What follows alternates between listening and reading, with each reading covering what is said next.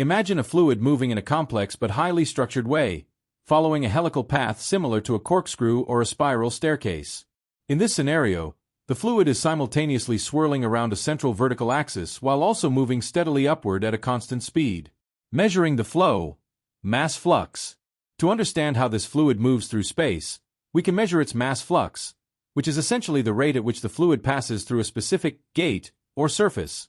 Depending on how we position these surfaces, the amount of fluid passing through them changes.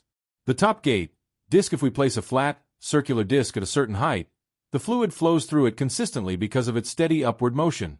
The sidewall, cylinder, if we imagine the curved side of a cylinder, the fluid never actually crosses this boundary. It simply swirls along the inside of the wall without ever pushing through it, resulting in zero flow through this surface. The radial slice, phi plane, if we place a flat surface that extends from the center to the outer edge, like a slice of pie, we find that fluid passes through it as it rotates around the central axis. The constant volume. Incompressibility. An essential characteristic of this specific flow is that it is incompressible. This means that the fluid does not expand or compress as it moves. Its density remains perfectly uniform. A helpful way to visualize this is by tracking a tiny cube of fluid as it travels.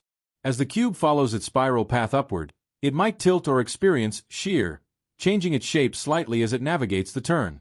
However, a simulation of this motion proves that the total volume of the cube remains exactly the same at every moment. This constant volume is the physical signature of an incompressible flow. The internal spin. Vorticity. Finally, we can look at the vorticity of the fluid, which describes whether the fluid is spinning as it travels. In this helical flow, the fluid is undergoing rigid body rotation. This means that if you were to look at a tiny particle within the fluid, it wouldn't just be moving along a path.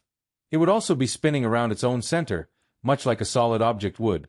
A visual demonstration of this shows a constant, upward-pointing indicator, representing the spin, that stays fixed in direction even as the fluid element itself spirals upward. This confirms that the flow is inherently rotational.